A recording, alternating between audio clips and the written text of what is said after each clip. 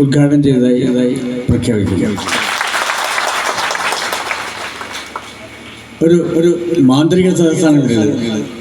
നല്ല നല്ല നിറഞ്ഞു കഴിയുന്ന ഉത്രാട അല്ല ഈ പ്രത്യേക ദിവസം ഗാന്ധി ജയന്തി ദിവസം അല്ലെങ്കിൽ വിദ്യാരംഭത്തിൻ്റെ ദിവസം നിങ്ങളെല്ലാവരും ഇങ്ങനെ ഒരുമിച്ച് കാണാൻ പറ്റുന്നത് വളരെ സന്തോഷമുള്ള കാര്യമാണ്. മോളിങ്ങോട്ട് നമുക്ക് എങ്ങനെയാണ് ഉറക്കേണ്ടതെന്ന് പാടില്ല അറിയാം. എൻ്റെ കൂടെ പാടിയാൽ കേട്ടോ.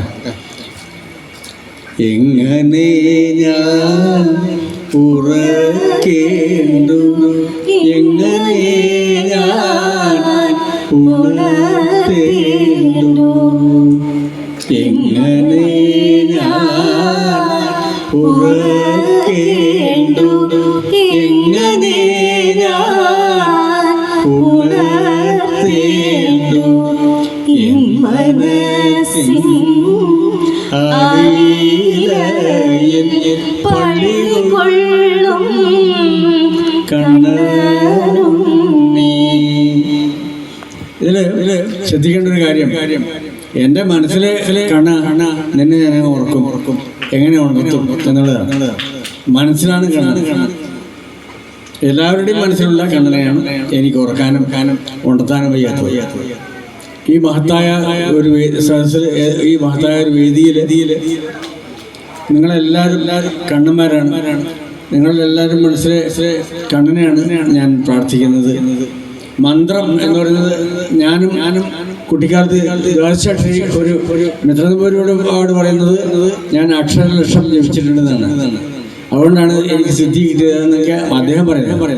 ഞാനതൊന്നും വിശ്വസിക്കുന്നില്ല. ഞാൻ എന്തൊക്കെയോ ജപിക്കുന്നു, കാണത്രേ ഉള്ളൂ. എൻ്റെ ജപം എന്ന് പറയുന്നത് എല്ലാ മതങ്ങളും ഉൾക്കൊള്ളുന്നു. ദ്വാദശാക്ഷരി പോലെ തന്നെ വിശുദ്ധ ഖുർആനിലെ ഞാൻ ജപിച്ചുകൊണ്ടിരിക്കുന്ന ഒരു മന്ത്രം മനസ്സിലെപ്പോഴും ഉള്ള ഒരു മന്ത്രം ഇന്നലാഹ മഹസ്വാബിരീൻ എന്നുള്ളതാണ്. കാരണം ദയയുള്ളവരെ, മാപ്പ് നൽകുന്നവർക്ക്, ക്ഷമയുള്ളവരുടെ കൂടെ മാത്രമേ ദൈവം ഉണ്ടാവുള്ളൂ എന്നാണ് അതിൻ്റെ അർത്ഥം. ക്ഷമയുണ്ടാവണേ, എനിക്ക് സന്തോഷം ഉണ്ടാവണേ, എനിക്ക് നന്മയുണ്ടാവണേ, എൻ്റെ ഹൃദയം സ്നേഹപൂർണ്ണമാവണേ എന്ന് മാത്രമേ എൻ്റെ പ്രാർത്ഥന. എല്ലാ പ്രാർത്ഥനയും ഉറുതികളിലേക്കാണ് പോകുന്നത് ഞാൻ വിശ്വസിച്ചു. അപ്പോൾ അതുകൊണ്ടാണ് എൻ്റെ മനസ്സിലെ കണ്ണനെ എനിക്ക് ഉറക്കാൻ വയ്യ എന്ന് ഞാൻ പറയുന്നത്. എൻ്റെ മനസ്സിലെ കണ്ണനെ എനിക്ക് ഉണർത്താൻ വയ്യ എന്ന് പറയുന്നത് കാരണം അതാണ്. ഞാൻ എത്രയോ കാലം